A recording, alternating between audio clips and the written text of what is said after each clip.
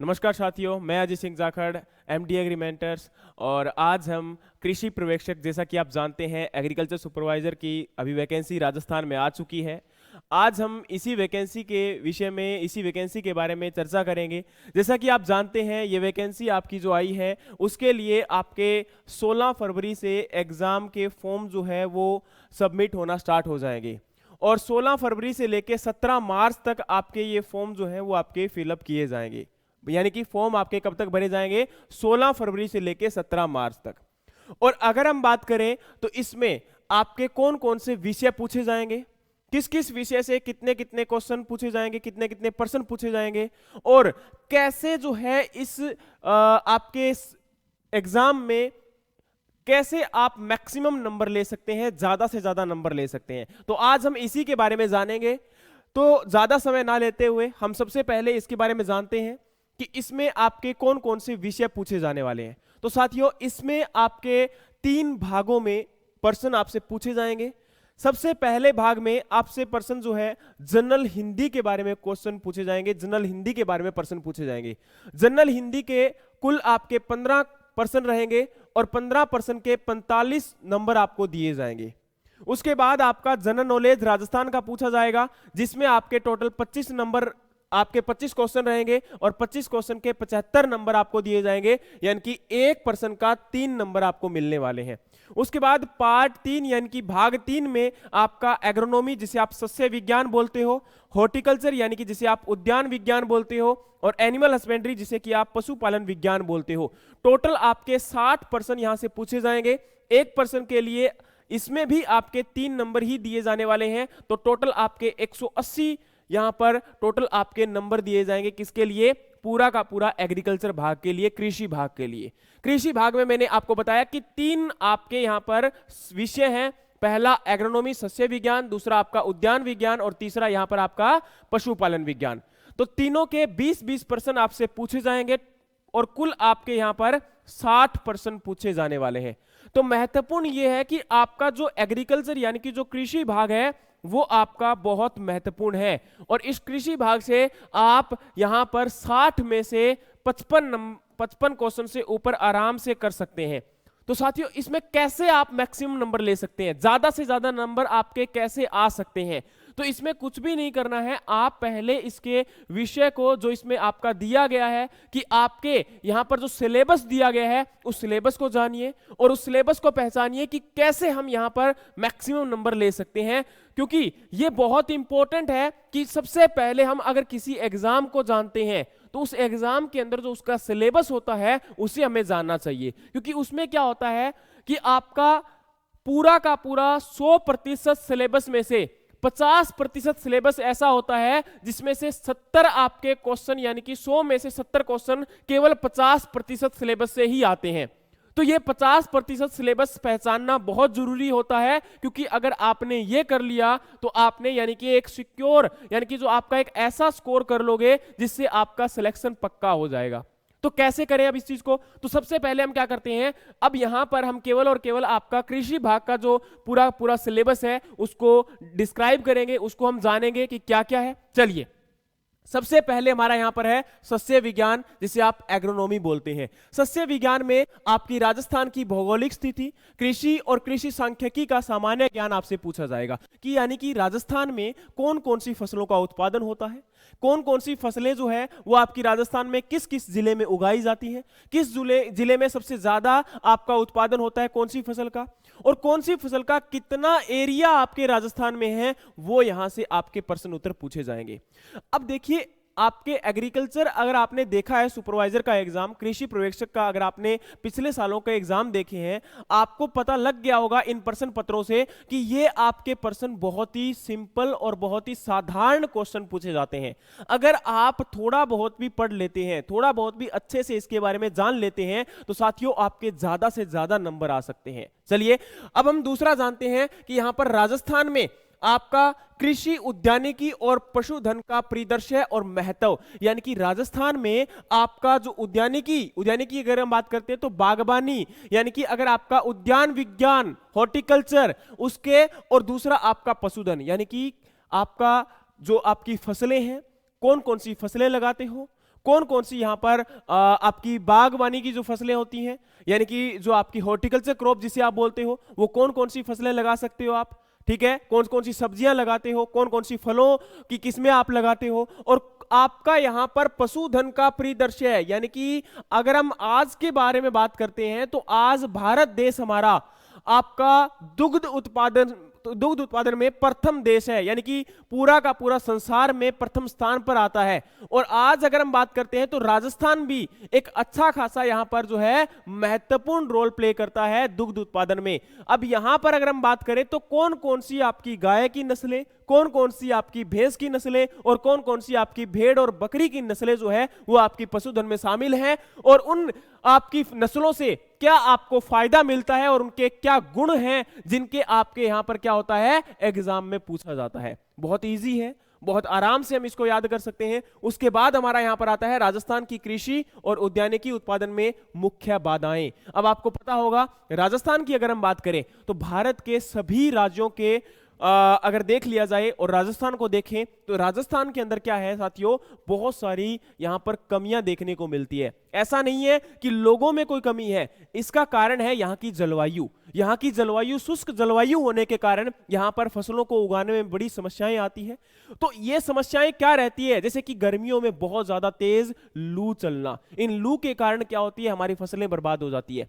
तो इन कारणों को जानना, और आपका सर्दियों में क्या होता है ठंड यानी कि पाले की वजह से भी आपकी फसलें क्या होती हैं बर्बाद होती हैं। तो इन कारणों को जानना और इन कारणों को निवारण करना ये आपका यहां पर पूछा जा सकता है। तो इनके कारण हम जानेंगे और इनको बाधाओं को कैसे दूर किया जा सकता है वो भी हम यहां पर जानेंगे। उसके बाद राजस्थान के जलवायुव्य खंड और आपका मृदा उर्वरता और उत्पादकता। अब देखिए यहां अगर राजस्थान में बात करते हैं तो आपको पता होगा गंगानगर, हनुमानगढ़, इन जिलों में क्या होता है आपका बहुत ज्यादा फसलों का उत्पादन होता है। लेकिन बाकी अगर जिलों को देखा जाए तो वहां पर आपका जलवायु उपयुक्त जलवायु ना होने के कारण, और दूसरा यहां पर अगर हम बात करें तो आपका उपयुक्त यहां पर आपका जल की उपलब्धता ना होने के कारण क्या होता है आपका उतना ज्यादा फसलों का उत्पादन नहीं हो पाता। उसी के साथ अगर हम बात करें तो आपके राजस्थान के अंदर यहां पर सारीय ऊषर भूमियां, अम्लीय भूमि, यानी कि अगर हम देखते हैं हमारे राजस्थान के अंदर तो आपका क्षारीय भूमि बहुत ज्यादा है, लवणीय भूमि बहुत ज्यादा है, जिसकी वजह से आपकी कई जगह पर कई जिलों के अंदर आप फसलों का उत्पादन नहीं कर सकते। तो इन कमियों को भी कैसे दूर किया जा सकता है, आपकी अम्लीय भूमि है, आपकी क्षारीय भूमि है, या फिर यहां पर अगर हम बात करते हैं तो आपकी ऊषर भूमि है, उनको कैसे निवारण किया जा सकता है उसके बारे में जानेंगे। नेक्स्ट अगर हम बात करें, अगला हम बात करें तो राजस्थान में मृदाओं का प्रकार, मृदा क्षरण, जल और मृदा संरक्षण के तरीके, पौधों के लिए आवश्यक पोषक तत्व, उपलब्धता और स्रोत। देखिए साथियों अगर हम बात करते हैं तो आपको पता होगा मिट्टी एक बहुत ही महत्वपूर्ण आपका एक पार्ट होता है, एक भाग होता है एक फसल को उत्पादन करने के लिए। अगर आपका जलवायु के साथ साथ मिट्टी में अगर आवश्यक तत्व जो आपके पौधों को आपका बढ़ने में सहायक होते हैं, अगर वो आवश्यक तत्व नहीं होंगे तो आपकी फसलें उत्पादन नहीं कर पाएंगे। तो ये आपका यहां पर क्या है कि आवश्यक तत्व कौन कौन से होते हैं, आपकी मृदा में उपलब्ध है या नहीं है, तो इनके बारे में भी आपको पढ़ना पड़ेगा, इनके बारे में आपको जानना पड़ेगा। उसके बाद है राजस्थानी भाषा में परंपरागत शस्य क्रियाओं की शब्दावली। जैसा कि अगर हम बात करें तो आपको यहां पर पता होगा राजस्थान की जो देसी आपकी भाषा होती है उसमें आपकी परंपरागत भाषा के अंदर आपकी शस्य जो विज्ञान है उसकी जो विभिन्न क्रियाएं हैं उनकी शब्दावली होती है, उनके आपके विभिन्न उपकरणों की शब्दावली होती है। तो वो शब्दावली क्या है, उनको क्या बोला जाता है, उनको भी हम यहां पर जानने का प्रयास करेंगे। उसके बाद अगर हम बात करें यहां पर तो अगला भाग है जीवांश खादों का महत्व, प्रकार और बनाने की विधियां। जैसा कि आप जानते हैं जीवांश खादें बनाई जाती है आपके केंचुओं को लेकर, या फिर यहां पर और भी बहुत सारे सूक्ष्म जीव होते हैं जिनको प्रयोग में लाकर आपका क्या किया जाता है जीवांश खादों का निर्माण किया जाता है, और जिससे कि आपका नाइट्रोजन, फास्फोरस, पोटेशियम, या फिर अगर हम बात करें तो इनके उर्वरक जो आपके रासायनिक उर्वरक होते हैं उनको प्रयोग में लाया जाता है मिट्टी की उर्वरता को बढ़ाने के लिए। उसी के साथ अगर हम बात करें तो फसलोत्पादन में अगर हम बात करें यहां पर किसकी रिगार्डिंग, आपका फसलोत्पादन में आपका सिंचाई का क्या महत्व है। सिंचाई की अगर हम बात करें तो सिंचाई के स्रोत क्या हैं। जैसे कि आप जानते हैं सिंचाई या तो नलकूपों से की जाती है या नहरों से की जाती है। अगर आपके राजस्थान में हम बात करें तो राजस्थान में नहरों की द्वारा सिंचाई अगर हम देखते हैं तो आपका इंदिरा गांधी नहर परियोजना सबसे बड़ी परियोजना है और आपके भारत की भी एक प्रकार से बहुत बड़ी परियोजना है। और आपका राजस्थान में ये आपकी सबसे बड़ी परियोजना होने के कारण ज्यादातर जो आपका राजस्थान में आपका नहरों के द्वारा जो सिंचाई होती है उसमें इंदिरा गांधी कैनाल यानी कि इंदिरा गांधी जो नहर है उसका बहुत बड़ा हाथ है।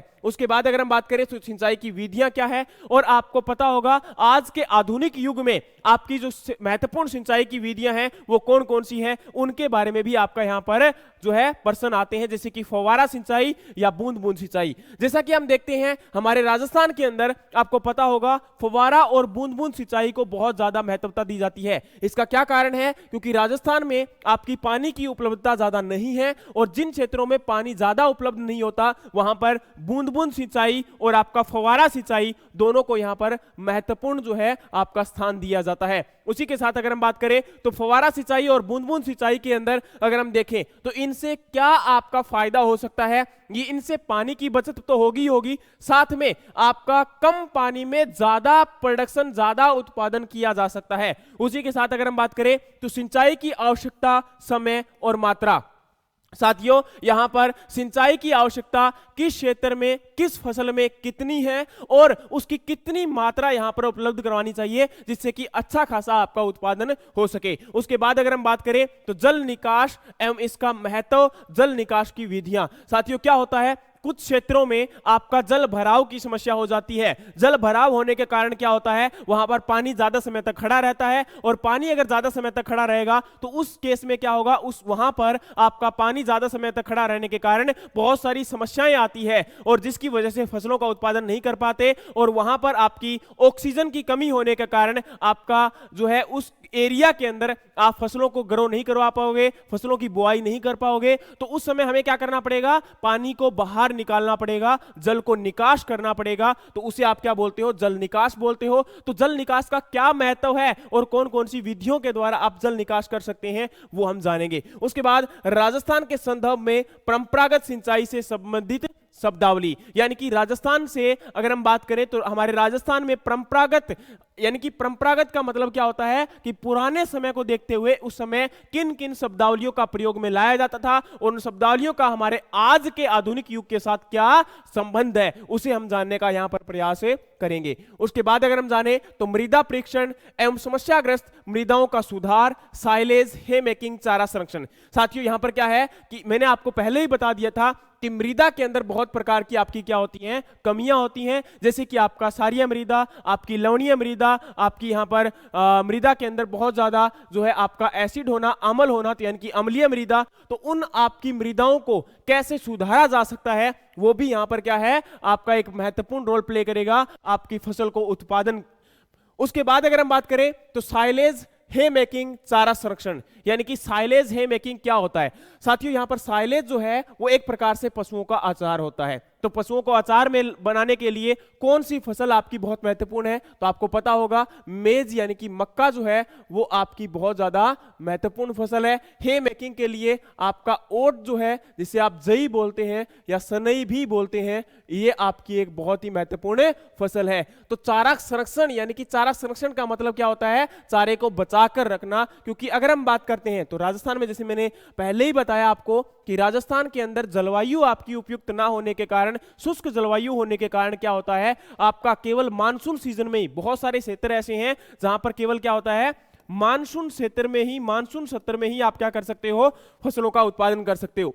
तो यह बहुत महत्वपूर्ण है कि मानसून क्षेत्र में जब आपका फसलों का उत्पादन होगा तो उस समय उन फसलों का उत्पादन किया जाए और आने वाले समय के लिए हम क्या करें, वहां पर चारे का भी संरक्षण करके रखें ताकि पशुओं के लिए हमें चारों की आवश्यकता पड़े तो हम उनको प्रोवाइड करवा सकें, हम उनको उपलब्ध करवा सकें। उसी के साथ अगर हम बात करें तो खरपतवार, जैसा कि आप जानते हैं हमारी फसलों में बहुत प्रकार के खरपतवार आते हैं, जो कि खरपतवार अगर हम देखें यहां पर तो ये खरपतवार कुछ क्या होते हैं, आपकी मिमिक्री होते हैं जो कि आपकी फसलों के बिल्कुल जैसे दिखते हैं। जैसे कि अगर हम बात करें यहां पर हमारा गेहूं के अंदर, तो गेहूं के अंदर गेहूं का जो मिमिक्री आपका खरपतवार है वो आपका क्या होता है, गेहूं का मामा जिसे आप बोलते हो, गुल्ली डंडा। उसी प्रकार से आपकी अलग अलग फसलों में क्या होते हैं, अलग अलग खरपतवार होते हैं, और उन खरपतवारों को अलग अलग विधियों के द्वारा हम क्या करते हैं, उनको निवारण करते हैं, उनको बाहर निकालते हैं। और आपका अगर हम बात करें तो इनके लिए आप खरपतवार नाशी भी प्रयोग में लाते हो। तो इन खरपतवार नाशियों की बात करते हैं तो उसमें एट्राजीन, सीमाजीन, 2,4-D ऐसे आपके विभिन्न प्रकार के खरपतवार नाशी आप क्या करते हो, प्रयोग में लाते हो। तो इन रसायनों का हम किस प्रकार से प्रयोग करना चाहिए और किस विधियों के द्वारा उनकी जब स्प्रे करते हैं तो कितनी मात्रा में उनकी स्प्रे करनी चाहिए, जिससे कि क्या हो सके, हमारा खरपतवार जो है उसका निवारण हो सके, उसको हम जल्दी से जल्दी अपने खेत में से निकाल सकें। क्योंकि आप जानते हैं कि खरपतवार जो है वो हमारे फसल के अंदर अगर रह जाते हैं तो वो क्या करते हैं, आपकी फसलों के साथ आपका एक कंपटीशन करते हैं, आपका वहां पर मुकाबला करते हैं, और उस मुकाबले में वो क्या करते हैं, आपका जमीन से पानी भी लेते हैं और आवश्यक तत्व भी लेते हैं। जैसा कि हम जानते हैं राजस्थान में आपका पानी की कमी होने के कारण यहां पर अगर वो पानी वो ले लेगी तो उसकी वजह से क्या होगा, हमारी फसलों को पानी उपलब्ध नहीं हो पाएगा। तो इससे यहां पर बहुत महत्वपूर्ण है कि हम खरपतवारों को जड़ से उखाड़कर बाहर फेंक दें, और चाहे तो वहां पर आपका फसल को ज्यादा से ज्यादा अच्छी मात्रा में उनको पानी और आपका और भी बहुत सारी जो आवश्यक तत्व है वो आपका उपलब्ध करवा सकें, और खरपतवार जो है उनको बाहर निकालें। उसके बाद अगर हम बात करें तो खरपतवारों की राजस्थान भाषा में शब्दावली जो है उसको भी पूछा जाता है, तो उसको भी हम यहां पर जानने का प्रयास करेंगे। उसके बाद अगर हम बात करें तो आपका निम्न मुख्य फसलों के लिए जलवायु, जैसा कि मैंने आपको बताया, आपकी फसल को उत्पादन के लिए सबसे महत्वपूर्ण जो कारक होता है वो आपका यहां पर जलवायु होता है। क्योंकि जलवायु को देखकर ही हम क्या करते हैं, किसी क्षेत्र में पौधों का उत्पादन करने का कार्य करते हैं। आपने देखा होगा कि अगर आप यहां पर सेब की अगर हम बात करें, एप्पल की बात करते हैं, तो सेब आप कभी भी यहां पर आपके राजस्थान में लगा तो सकते हो, शायद पौधा आपका लग भी जाएगा, लेकिन आपका उत्पादन नहीं दे पाएगा। आजकल तो चलो बहुत सारी किस्में आ चुकी हैं, है ना, लेकिन फिर भी अगर हम बात करना चाहें यहां पर तो आपका सेब को केवल जम्मू कश्मीर में ही अच्छे प्रकार से लगाया जा सकता है। उसी प्रकार से अगर हम बात करें यहां पर तो आपकी बहुत सारी फसलें, जैसे कि अगर हम यहां पर बात करते हैं तो आपका सरसों की फसल को आपके राजस्थान में बहुत अच्छे से लगाया जा सकता है। या फिर अगर हम बात करते हैं तो अरंडी जो है वो भी आपके यहां पर बहुत अच्छे से लगाई जा सकती है। उसके साथ अगर हम बात करते हैं तारामीरा, तो तारामीरा आपके राजस्थान में बहुत अच्छे से लगाया जा सकता है। तो कौन कौन सी फसलें हमारे एरिया में लगाई जा सकती है, हमारे क्षेत्र में लगाई जा सकती है, और उन फसलों को हम यहां पर अगर बात करें तो उनके लिए कौन सी किस्में हमारे यहां पर लगाते हैं, कौन कौन से बीज हैं। उसके बाद अगर हम बात करें तो उनका उपचार कैसे करते हैं।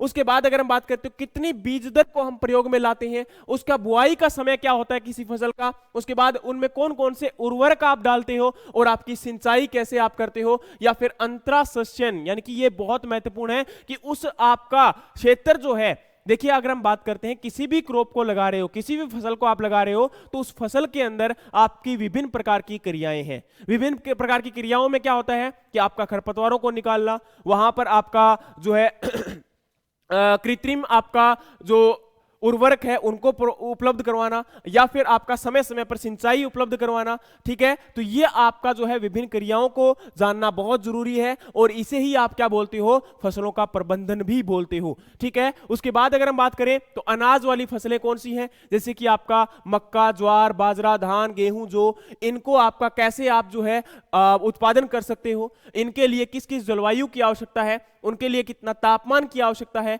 यहां पर आपका कम से कम तापमान कितना चाहिए, अधिक से अधिक तापमान चाहिए, और आपका उपयुक्त तापमान कितना हो सकता है, उसके बारे में हमें जानना पड़ेगा। उसके बाद आपकी दालें हैं, तिलहनी फसलें हैं, रेशेदार फसलें हैं, चारे वाली फसलें हैं, मसालेदार वाली फसलें हैं, और आपकी नगदी फसलें हैं। यानी कि फसलों का वर्गीकरण भी आपको जानना पड़ेगा। जैसा कि आप जानते हैं फसलों को विभिन्न विभिन्न आपका प्रकार पर, विभिन्न विभिन्न आधार पर आपका क्या किया जाता है, उनका वर्गीकरण किया जाता है। तो वर्गीकरण को हमें अच्छे से जानना पड़ेगा, क्योंकि अगर हमने वर्गीकरण को नहीं जानना तो हम क्या है कि जब फसलों के आपके प्रश्न आपसे पूछे जाते हैं तो वर्गीकरण से आपके सीधे क्वेश्चन तो नहीं पूछे जाते, सीधे प्रश्न तो नहीं पूछे जाते, लेकिन कई बार क्या होता है उनसे जुड़े हुए प्रश्न आपके एग्जाम में, आपके प्रश्न पत्र में पूछ लिए जाते हैं। तो ये बहुत महत्वपूर्ण है साथियों कि हमें फसलों के वर्गीकरण पर बहुत ज्यादा ध्यान देना चाहिए। ठीक है, तो वर्गीकरण को हम अच्छे से समझेंगे, उनको जानेंगे, आने वाली वीडियोस आपके लिए लेके आते रहेंगे समय समय पर। लेकिन इसमें एक बहुत महत्वपूर्ण बात यह है कि आप हमारे साथ जुड़े रहिए। आप अगर चाहते हैं कि हम आपको अच्छे अच्छे प्रश्न या आपको अच्छी अच्छी वीडियोस आपके लिए समय समय पर लेके आए, तो आप हमें कमेंट बॉक्स में कमेंट करके जरूर बताएं कि आपको किस टॉपिक पर, किस विषय पर आपको सबसे ज्यादा वीडियो चाहिए। एग्रीकल्चर सुपरवाइजर के लिए हम बात कर रहे हैं, या फिर बाकी अगर किसी और कोई एग्जाम की अगर हम बात करें, तो और कोई भी अगर इस वीडियो को देख रहा है तो वो भी हमें बता सकता है कमेंट बॉक्स में लिख के कि आपको किस विषय पर आपको ज्यादा वीडियो चाहिए। हम कोशिश करेंगे कि आने वाले समय में आपके अच्छी अच्छी वीडियोस आपके लिए लेके आते रहें। तो साथियों, इनके अंदर जो सभी फसलें दी गई है, इन फसलों के लिए हम जलवायु को भी जानेंगे, उनके तापमान को भी जानेंगे, और भी इनके बारे में हम अच्छे से जानने का प्रयास करेंगे, ताकि हमारे एग्जाम के अंदर, हमारे प्रश्न पत्र के अंदर अगर कोई प्रश्न पूछा जाता है तो वो हमसे छूटे नहीं। चलिए, उसके बाद अगर हम बात करें तो उत्तम बीजों के गुण, बीज अंकुरण और इसको प्रभावित करने वाले कारक, बीज वर्गीकरण, मूल केंद्रक बीज और प्रजनन बीज या आधार बीज या प्रमाणित बीज। जैसा कि आप जानते हैं, हमारे देश के अंदर आपके बीज को 4 भागों में विभाजित किया जाता है, बीज का वर्गीकरण किया जाता है। ये क्या क्या होते हैं आपका यहां पर? केंद्रक बीज, जिसे आप बोलते हो न्यूक्लियस सीड अगर इंग्लिश में बात करें, लेकिन हमारा हिंदी में क्या बोला जाता है उसको? केंद्रक बीज। दूसरा हमारा प्रजनक बीज, जिसे आप बोलते हो यहां पर ब्रीडर सीड।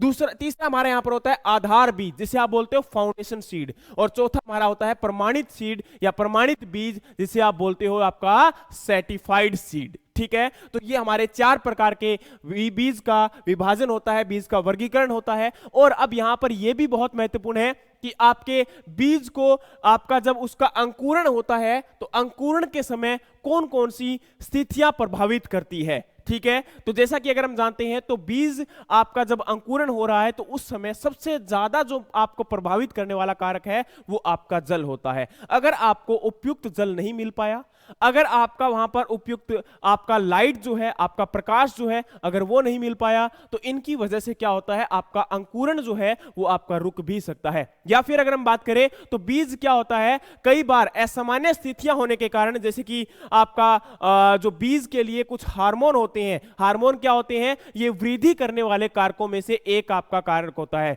तो अगर आपका प्रॉपर हार्मोन अवेलेबल नहीं हो पाया, प्रॉपर हार्मोन अगर उपलब्ध नहीं हो पाया, तो उसमें भी क्या होगा, आपका बीज का अंकुरण नहीं हो पाएगा। तो हम जानेंगे कि किस प्रकार के आपके हार्मोन होते हैं, या फिर किस प्रकार से हमारे जो पौधे हैं उनको हम जल्दी से अंकुरण करवा सकते हैं, हमारे बीज का अंकुरण करवा सकते हैं, जिससे कि क्या हो, हमारी फसलें अच्छी होनी चाहिए। और भी हमारे कारक जानेंगे जिससे हमारे बीज का अंकुरण जो है वो प्रभावित हो सकता है। उसके बाद अगर हम जाने तो शुष्क खेती, क्योंकि देखिए ये आपका बहुत इंपॉर्टेंट और बहुत ही महत्वपूर्ण आपका विषय है। क्यों? क्योंकि अगर हम इसके बारे में जानते हैं शुष्क खेती, तो हमारा जो राजस्थान है, राजस्थान के अंदर हम शुष्क खेती ही करते हैं। तो शुष्क खेती कैसे कर सकते हैं? क्योंकि आप जानते हैं पानी की कमी होने के कारण आपको यहां पर शुष्क खेती ही करनी पड़ेगी। तो शुष्क खेती के लिए कौन कौन सी तकनीक आप जो है प्रयोग में ला सकते हैं? जैसे कि यहां पर मिश्रित फसलें, मिश्रित फसलों को कैसे आप उगा सकते हैं, कौन कौन सी फसलों को यहां पर मिश्रित फसलों में प्रयोग में लाना चाहिए। क्योंकि क्या होता है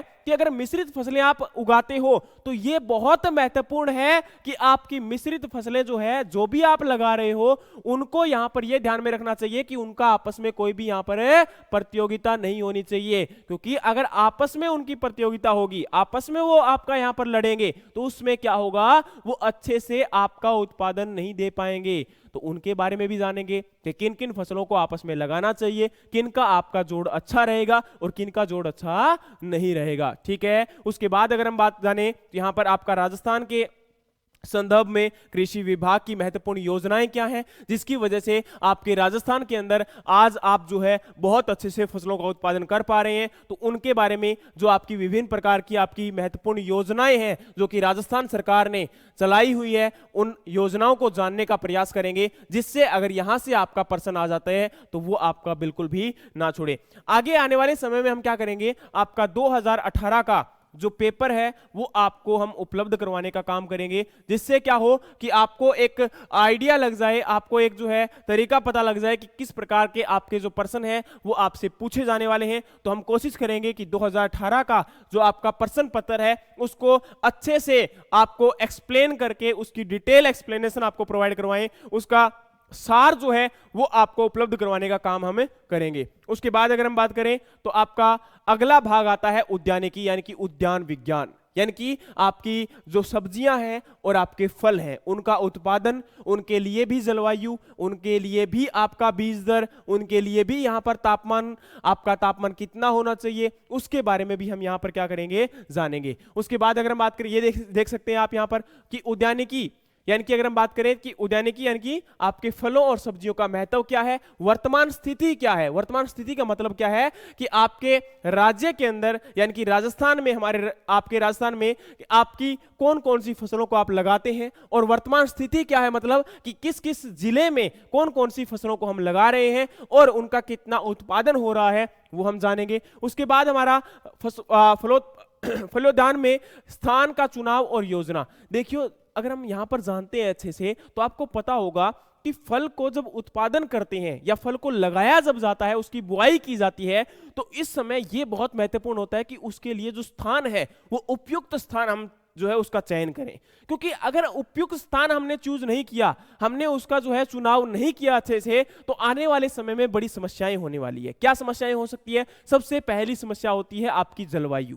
मैंने आपको पहले ही बताया कि उपयुक्त जलवायु का चुनाव करते हुए और उपयुक्त स्थान का चुनाव करते हुए हम क्या करेंगे, वहां पर आपका फसलों का उत्पादन करेंगे। वो चाहे किसी के भी संदर्भ में हो, आपका फलों के संदर्भ में हो, आपका सब्जियों के संदर्भ में हो, या आपकी अनाज वाली फसलों के संदर्भ में हो, या दालों के संदर्भ में हो, किसी भी फसल के संदर्भ में हो, सबसे पहले हमें साथियों यहां पर आपका जो मिट्टी है और जलवायु है, इनके बारे में जानना ही चाहिए। और उसी के बाद हमें क्या करना चाहिए, अच्छे से चुनाव करके इनको यहां पर आपका लगाना चाहिए।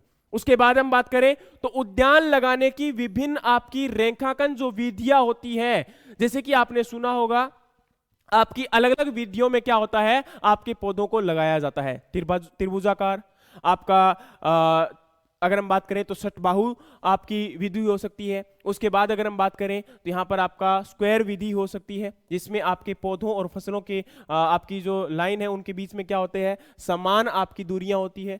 ठीक है, उसी प्रकार से आपकी आयताकार विधि हो सकती है। ठीक है, तो इनके बारे में आपको हम पढ़ाएंगे, इनके बारे में हम जानेंगे अच्छे से। उसके बाद अगर हम बात करें तो आपका पाला, लू या अफलन जैसी मौसम की विपरीत परिस्थितियां और इनका समाधान। मैंने आपको पहले भी बताया था कि आपकी जो विभिन्न विपरीत परिस्थितियां आती है, तो उन विपरीत परिस्थितियों से कैसे हम निपट सकते हैं, कैसे उनका समाधान किया जा सकता है। और उसके बाद हम बात करें तो फलोद्यान में विभिन्न पादप वृद्धि नियंत्रकों का प्रयोग। आप जानते होंगे फसलों के अंदर हम विभिन्न प्रकार के कृत्रिम आपके जो है पादप वृद्धि के नियंत्रक जो होते हैं उनको प्रयोग में लाते हैं। तो उनका कब कब प्रयोग में ला सकते हैं, जैसे कि आपका यहां पर NAA 2,4-D, ठीक है, तो उनको किस किस फसल में प्रयोग में लाया जा सकता है, या फिर आपका ABA, ये क्या होते हैं, इनको कैसे प्रयोग में लाना चाहिए। तो यहां से आपके प्रश्न अगर पूछे जाते हैं तो उसको आपका पूरा का पूरा आपको समझाया जाएगा, जिससे कि आपका यहां से भी कोई प्रश्न आपका छूटे नहीं। उसके बाद सब्जी उत्पादन की विधियां और सब्जी उत्पादन में नर्सरी प्रबंधन। देखिए साथियों, नर्सरी का प्रबंधन बहुत जरूरी होता है। अगर नर्सरी हमने अच्छे से प्रबंधन कर ली तो आने वाले समय में क्या रहेगा, हमारी जो फसल है वो बहुत अच्छी होने वाली है। क्यों? क्योंकि नर्सरी के दौरान क्या होता है, आपकी फसलों में कई प्रकार की बीमारियां आ जाती है, या आपकी नर्सरी के दौरान क्या होता है, फसलों में कई प्रकार के आपके खरपतवार आ जाते हैं। अगर हम समय समय पर इन बीमारियों के लिए उपचार करते रहें और अगर खरपतवारों को निकालते रहें तो आपका पौधे की वृद्धि जो होती है वो अच्छी हो सकती है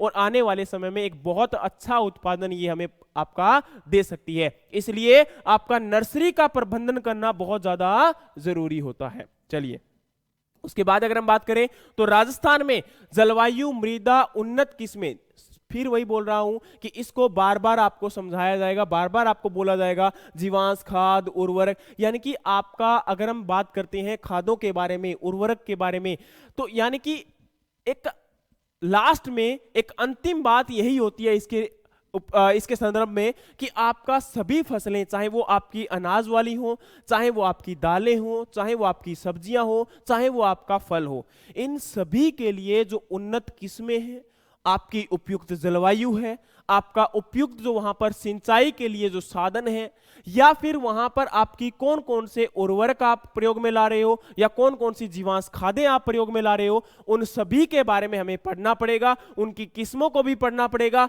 और राजस्थान के संदर्भ में तो जरूर पढ़ना पड़ेगा कि राजस्थान में कौन कौन सी किस्में आपकी लगाई जाती है। और उसी के बाद अगर हम बात करें तो आम, नींबू वर्गीय फल, अमरूद, यानी कि अब पूरे के पूरे एग्जाम्पल आ चुके हैं, पूरे के पूरे उदाहरण आ चुके हैं। तो अब देखिए यहां पर यह नहीं कि हम पूरा का पूरा उद्यान विज्ञान पढ़ने जा रहे हैं, नहीं, यहां पर प्रॉपर आपको एग्जाम्पल देके बता दिए हैं, प्रॉपर उदाहरण दे दिया कि आम के बारे में पढ़ लो, नींबू वर्गीय पौधों के बारे में पढ़ लियो, अमरूद के बारे में पढ़ लियो भाई, अनार, पपीता, बेर, खजूर, आंवला, अंगूर, लहसुआ, बील, टमाटर, प्याज, फूलगोभी, पत्ता गोभी, भिंडी, कद्दू। ठीक है, बेचने का काम नहीं कर रहा हूं, बता रहा हूं कि इनको आपने पढ़ना है, इनको आपने समझना है। अगर आपको यह समझ में आ गए, ऐसे नहीं कि हम पूरा का पूरा फल और पूरे के पूरे सब्जियों को पढ़ रहे हैं, केवल जो यहां पर दिए गए हैं उन्हीं को महत्वपूर्ण तरीके से पढ़ना है, उनके संदर्भ में ही पढ़ना है केवल और केवल। अगर ये आपने अच्छे से जान लिए तो आपको इस चीज के बारे में कोई समस्या नहीं रहेगी कि आपका एग्जाम में क्या पूछा जाने वाला है। कुछ भी पूछ ले, अगर आपने इनको अच्छे से पढ़ लिया है तो कुछ भी पूछ ले, आपका यहां पर कभी भी उत्तर गलत नहीं हो सकता। ठीक है, चलिए उसके बाद अगर हम जानते हैं यहां पर तो फल और सब्जियों का परीक्षण का महत्व, वर्तमान स्थिति और भविष्य, फल परीक्षण के सिद्धांत और विधियां, फल का परीक्षण कैसे किया जा सकता है, उनकी कौन कौन सी विधियां रहती है। उसके बाद यहां पर डिब्बाबंदी सुखाना, यानी कि आपकी फसलों को, आपका अगर एक बार लग जाती हैं, फल आपके उत्पादन हो जाता है, तो फलों के उत्पादन के बाद, सब्जियों के उत्पादन के बाद उनको कैसे सुरक्षित रखा जाता है, कैसे लंबे समय के लिए हम प्रयोग में ला सकते हैं उनको। जैसे कि आप जानते होंगे अचार बनाया जाता है, जैम बनाया जाता है, जेली बनाया जाता है, तो उनको कैसे बनाया जा सकता है, उनकी विधियां क्या रहती है। बड़ी ही सिंपल विधियां होती है, सरल विधियां होती है। अगर आपने यहां पर इनको समझना है तो देखियो, आपका एग्रीकल्चर एक ऐसा पार्ट है, कृषि एक ऐसा पार्ट है, उसको आपको ना रटने की आवश्यकता नहीं है। आपका 70% भाग आप जो है अगर उसको समझ लेते हो तो आपका समझने से ही काम हो जाता है। केवल और केवल किससे काम हो जाता है? समझने से। अगर आपने 70% भाग को पढ़ लिया, इसको समझ लिया, तो आपको यहां पर यह समझ लीजिए कि केवल 30% भाग को ही रटना पड़ेगा, मेहनत वहां करनी पड़ेगी। तो उसको मेहनत अच्छे से कर लीजिए और इसको अच्छे से समझ लीजिए, तो आपका आधा काम तो यहीं से हो जाएगा और आधे से ज्यादा ही हो जाएगा। उसके बाद अगर हम बात करते हैं तो फल पाक, जैसे मैंने अभी बताया, जेम, जेली, है ना, अवले, इनको हम अगर हम बात करें तो इनको बनाए कैसे जा सकता है। और उसके बाद आपका औषधीय पौधों और फूलों की खेती का राजस्थान के संदर्भ में सामान्य ज्ञान, यानी कि राजस्थान में जैसे कि सफेद मूसली की बात करें, अश्वगंधा की बात करें, तो इनको कैसे लगाया जाता है। उसके बाद फूलों की खेती की बात करें तो जैसे कि गेंदे के फूल आपके कैसे लगाए जाते हैं, है ना, इनके बारे में भी आपसे क्या पूछे जा सकते हैं, प्रश्न पूछे जा सकते हैं। और उसके बाद राजस्थान के संदर्भ में उद्यान विभाग की महत्वपूर्ण योजनाएं, फिर वही बात आ गई कि कौन कौन सी योजनाएं। तो साथियों, योजना चाहे उद्यान विभाग की हो या किसी भी विभाग की हो, आपका अगर एग्रीकल्चर यानी कि कृषि विभाग की जितनी भी योजनाएं हैं हमें पढ़नी पड़ेंगी। क्यों? क्योंकि वहां से भी आपके प्रश्न जो है वो आपके एग्जाम में पूछे ही जाते हैं। चलिए उसके बाद अगर हम बात करें तो आपका पशुपालन विज्ञान, और पशुपालन विज्ञान की अगर हम बात करें तो यहां पर सबसे पहले मैंने आपको पहले ही बता दिया था, चाहे वो गाय हो, भैंस हो, बकरी, भेड़, है ना, तो इनके बारे में अगर हम बात करें, चाहे ऊंट है, तो इनका आपका सभी का क्या करना पड़ेगा। सबसे पहले तो इनकी कौन कौन सी नस्लें हैं जो कि आपका बहुत महत्वपूर्ण है, इन नस्लों के बारे में जानेंगे और इन नस्लों के उपयुक्त आपके गुण कौन कौन कौन से हैं जिसकी वजह से इनकी पहचान होती है। तो इनकी पहचान के गुणों को हमें जानना पड़ेगा, जिससे कि क्या हो, हमारा प्रश्न जो है वो ज्यादातर उनकी आपकी पहचान से ही पूछे जाते हैं। जैसे होल्स्टीन फ्रीजियन, तो ये हमें पता है ये हमारे देश की नस्ल नहीं है, ये बाहर से लाई गई है। किस देश से लाई गई? हरियाणा जो है वो कहां कहां आपकी होती है, आपकी यहां पर थारपारकर, गिर, नागौरी, राठी, ये कहां होती हैं? इनके बारे में हमें पढ़ना पड़ेगा। इनका दुग्ध उत्पादन कितना होता है, सबसे ज्यादा दुग्ध उत्पादन किसका होता है, सबसे ज्यादा वसा किसमें होती है, तो इनके बारे में भी हमें जानना पड़ेगा। उसी प्रकार से आपका भैंस की जो नस्लें हैं उनके बारे में भी हमें पढ़ना पड़ेगा। उसके बाद हमारा बकरी और भेड़। बकरी और भेड़ से हमें क्या मिलता है, देखो बकरी से तो दूध भी मिलता है, लेकिन भेड़ से आपको क्या मिलता है, ऊन मिलता है। तो उसी के साथ अगर हम बात करें तो उस ऊन को कब कब और किस किस प्रकार से, क्योंकि अब क्या होती है, कुछ आपकी महत्वपूर्ण नस्लें हैं, उनसे आपका कुछ प्रश्न महत्वपूर्ण पूछे जाते हैं, जैसे कि आपका चोकला, मालपुरा, मेरिनो, ये कुछ क्या है, बहुत ही महत्वपूर्ण आपकी क्या है, नस्लें हैं, किसकी, भेड़ की। उसके बाद आपका ऊंट का प्रबंधन कैसे किया जाए, या फिर आपका ऊंट की नस्लें कौन कौन सी हो सकती है। ऊंट की नस्लों के रिगार्डिंग तो नहीं पूछा जाता, लेकिन यहां पर इन पशुओं का प्रबंधन कैसे किया जा सकता है, उनको पानी जो दिया जाता है, उनको कितने जगह पर रखा जाता है, उनका रख रखाव कैसे किया जाएगा, या फिर पशुओं की आपकी जनगणना जो होती है, एक प्रकार से पशु, सॉरी जनगणना तो गलत बोल गया, लेकिन पशु गणना जो है या उनकी आयु गणना जो है वो कैसे की जा सकती है। चलिए अगला हमारा यहाँ पर सामान्य पशु औषधियों के बारे में प्रकार, उपयोग, मात्रा और दवाइयां देने का आपका तरीका। यानी कि देखिए आप जानते होंगे कि पशुओं को भी विभिन्न प्रकार की बीमारियां होती हैं, जैसे कि मुंह पका या फिर आपका और भी बहुत सारी बीमारियां होती है, जिनकी वजह से क्या होता है, आपकी पशुओं में जो उत्पादन क्षमता होती है वो क्या हो जाती है, कम हो जाती है। तो ये बहुत महत्वपूर्ण है कि इन बीमारियों को कैसे दूर किया जा सकता है और उनके लिए किन किन औषधियों को आप प्रयोग में लाते हो। उसके बाद आपका जीवाणु रोधक कौन कौन सी आपकी दवाएं आप यूज में लाते हो, कौन कौन सी, जैसे कि phenyl, carbolic acid, potassium permanganate, जिसे आप लाल दवा भी बोलते हो, या फिर लाइसेल। विरेचक के फॉर्म में आपका मैग्नीशियम सल्फेट, जिसे आप मैक्सल्फ भी बोलते हो, या फिर अरंडी का तेल भी प्रयोग में ला सकते हो। उत्तेजक के रूप में अल्कोहल और कपूर को प्रयोग में ला सकते हो। कृमि नाशक के लिए आप नीलाथोथा और फिनोविक्स को यूज कर सकते हो। मृदन तेल के लिए आप तारपिन का तेल प्रयोग में ला सकते हो। राजस्थान के पशुओं की मुख्य बीमारियों के कारक क्या होते हैं, जैसे कि अगर हम बात करें यहां पर, तो आपका पशु प्लेग, खुरपका, मुंह पका, लंगड़ी, एंथ्रेक्स, गड़घोटू, थनेला, ये सारे क्या है, हमारे पशुओं के अंदर जो आपके रोग होते हैं, पशुओं के अंदर आपके जो विभिन्न प्रकार की बीमारियां होती है, उनके लक्षण क्या हैं, तो इनके लक्षणों को हमें पढ़ना पड़ेगा, उनके कारक क्या हैं और उनको कैसे उपचार आप कर सकते हैं वो भी आपको पढ़ना पड़ेगा। यहां से आपके जो है प्रश्न क्या होते हैं, पूछे जाते हैं। तो साथियों मैंने क्या किया है, आपको यहां पर पूरा का पूरा सिलेबस जो है वो बता दिया। अब हम क्या करेंगे कि इनके साथ में हम जानेंगे कि आपके कौन कौन से प्रश्न यहां पर आपके पूछे गए थे, कौन कौन से प्रश्नों को बहुत महत्वपूर्ण आपका जो है, आप जो है, क्योंकि पूछे नहीं गए थे, इनमें से कुछ पूछे गए थे और कुछ पूछे जा सकते हैं। तो मैंने आपको एक प्रकार से एक पूरा का पूरा एग्जाम्पल यहां पर देने का काम किया है, जिससे आपको यहां पर पता लग जाए कि किस प्रकार से आपके प्रश्न पूछे जा सकते हैं। ठीक है, तो सबसे पहले आपके सामने एक प्रश्न है, अंगूर की प्रवर्धन विधि कौन सी है। प्रवर्धन का मतलब क्या होता है कि आपके पौधों को लगाया कैसे जाता है। ठीक है, तो आपका पादप प्रवर्धन, तो पादप प्रवर्धन का मतलब क्या होता है, पादप प्रवर्धन का मतलब क्या होता है कि पौधों को आपका लगाया कैसे जाता है।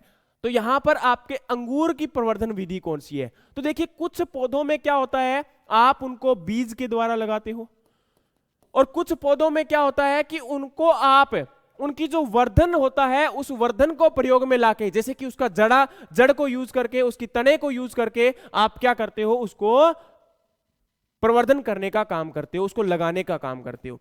तो यहां पर आपका जो अंगूर है उसके लिए कौन सी प्रवर्धन विधि को आप प्रयोग में लाते हो, तो अंगूर के लिए क्या होता है, आपका कलम विधि जो होती है उसे आप प्रयोग में लाते हो।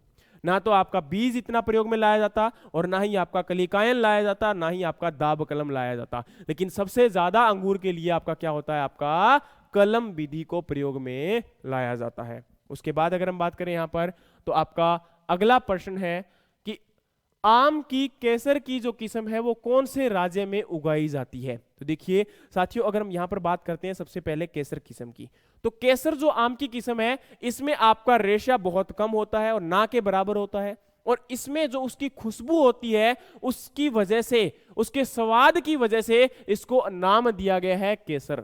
और ये जो केसर किस्म है वो आपकी गुजरात आपके राज्य में उगाई जाती है। तो देखो आपका कुछ फसलों के बारे में, कुछ फसलों की किस्मों के बारे में दूसरे राज्यों से भी क्वेश्चन पूछे जा सकते हैं, दूसरे राज्यों से भी प्रश्न पूछे जा सकते हैं।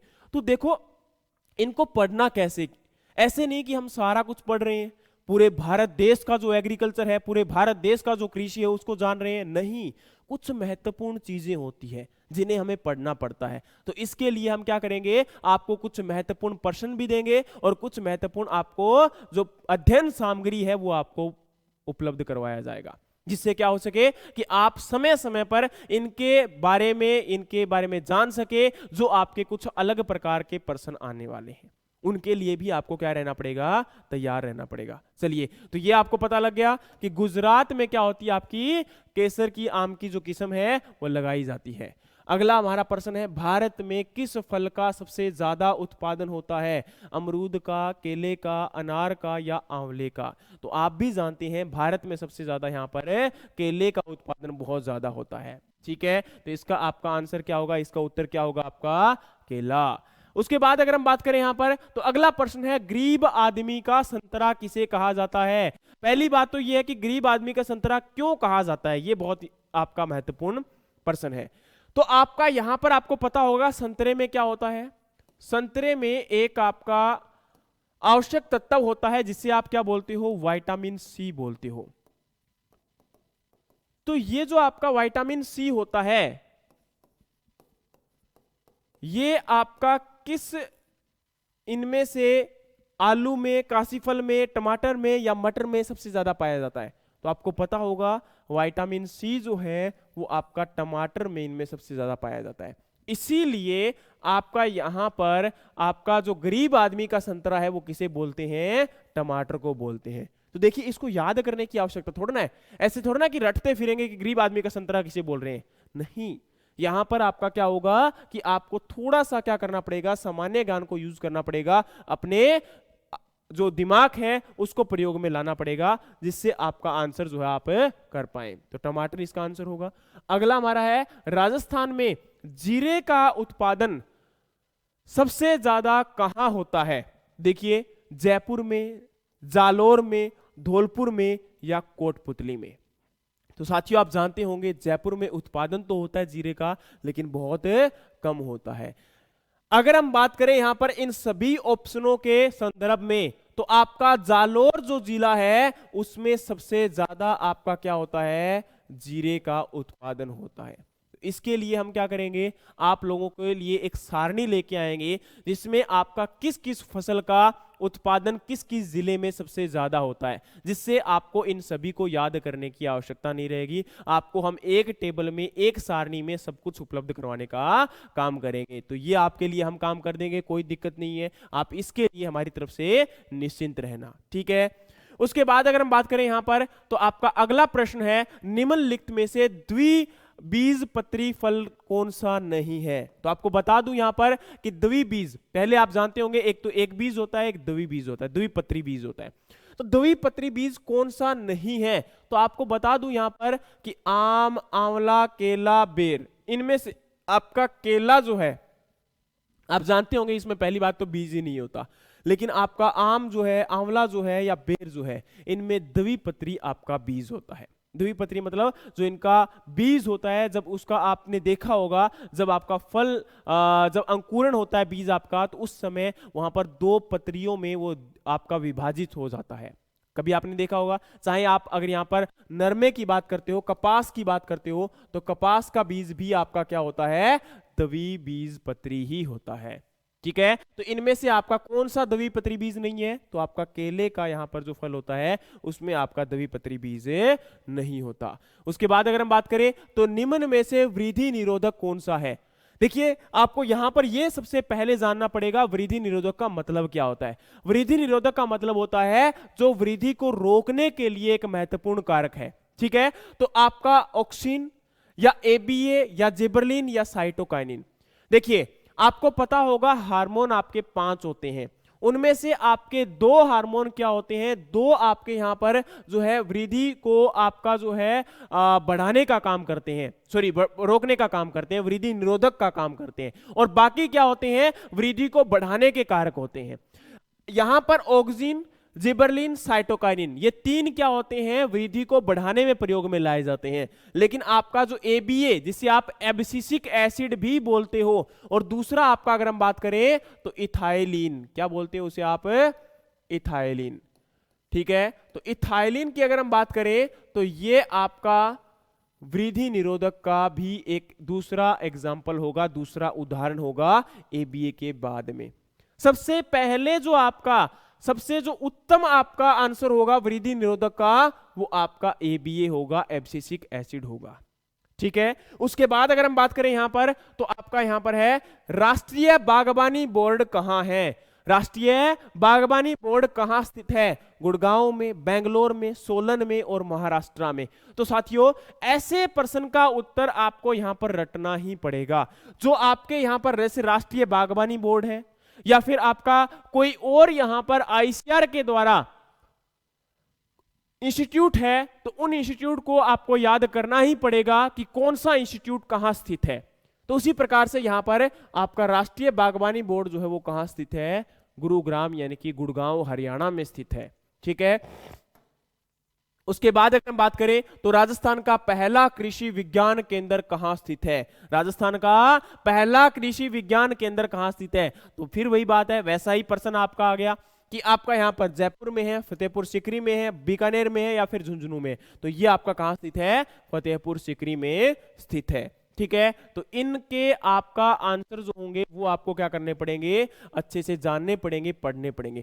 सूक्ष्म प्रवर्धन मुख्य रूप से किस फल में प्रयोग में लाया जाता है। साथियों, आपको पता होगा प्रवर्धन, मैंने आपको अभी बताया था, प्रवर्धन का मतलब क्या होता है, पादप प्रवर्धन का मतलब क्या होता है कि पौधों को कैसे बढ़ाया जा सकता है, उनकी संख्या को कैसे बढ़ाया जा सकता है। तो उसके लिए यहां पर यह बहुत महत्वपूर्ण है कि आपका सूक्ष्म प्रवर्धन, जिसे आप इंग्लिश में टिश्यू कल्चर भी बोलते हैं, तो इसके लिए अगर हम बात करें तो किसमें प्रयोग में लाया जाता है, तो आपका ये जो कमर्शियल रूप में आपका केले के लिए क्या होता है, इसको बहुत प्रयोग में लाया जाता है। बाकी फसलों में ऐसी बात नहीं है कि आप ला नहीं सकते हो, ला सकते हो, लेकिन बहुत ज्यादा महंगा पड़ जाएगा, उतना उसका उत्पादन नहीं होगा जितना ये खर्चा इसमें आ जाएगा। इसलिए यहां पर याद रखना, केले में आप क्या करते हो, सूक्ष्म प्रवर्धन प्रयोग में लाते हो।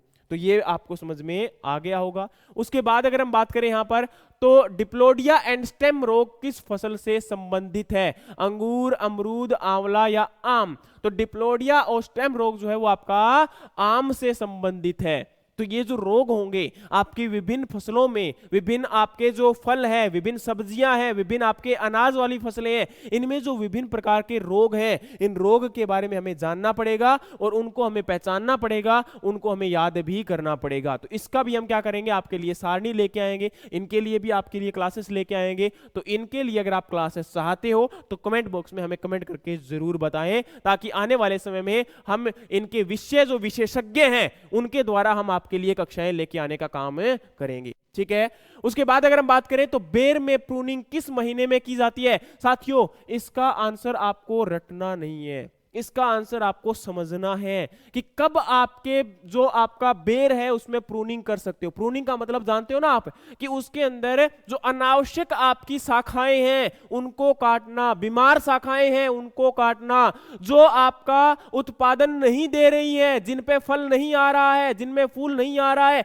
उन शाखाओं को काटना, उनका निवारण करना। तो आपको भी पता है, जब आपके फसल में आपका फल आने वाला है उससे पहले या उसके आपका जो बीच में आप क्या करते हो, इनको काटने का काम करते हो। तो ऐसा समय कौन सा होता है आपका, यहां पर अगर हम बात करें तो अप्रैल आपका मई का जो समय होता है वो उपयुक्त समय होता है किसके लिए, आपका प्रूनिंग के लिए, किसमें, आपके बेर के लिए। तो साथियों, ये भी बहुत आपका महत्वपूर्ण है। उसके बाद अगर हम बात करें तो मूंगफली में कौन सा जहरीला तत्व पाया जाता है, अफ्लाटॉक्सिन, टोमेटेनिन, सोलोसोडिन या फिर उपयुक्त सभी।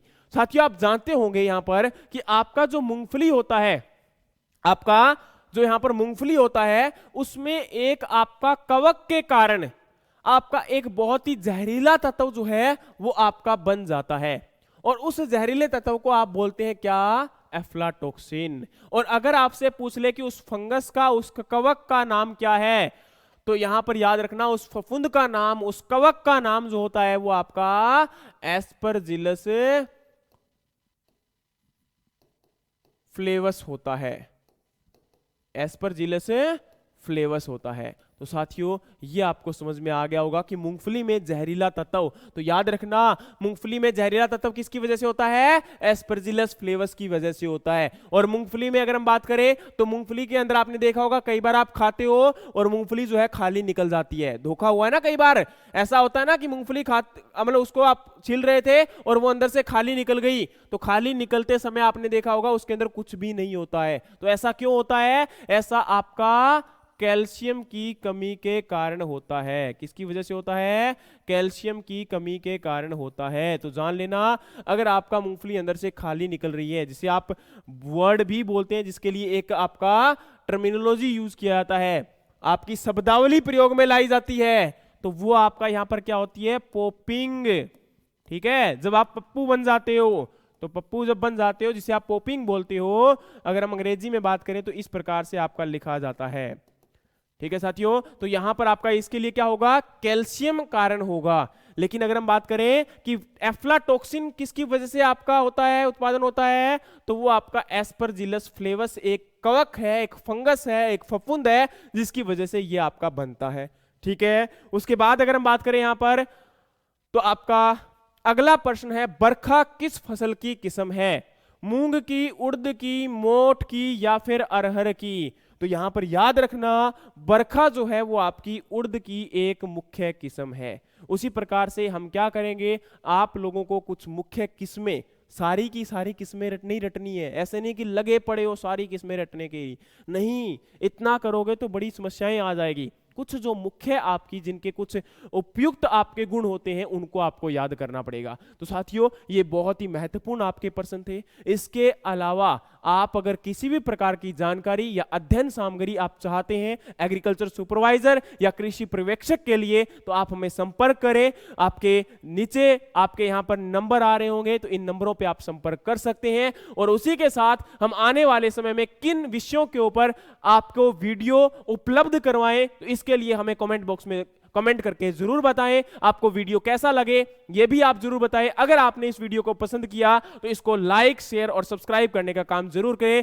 धन्यवाद साथियों, आपको मिलते हैं अगले सेशन में अगले टॉपिक के साथ, अगले विषय के साथ। सो दैट तब तक घर रहें, सुरक्षित रहें, अपना ख्याल रखें। धन्यवाद।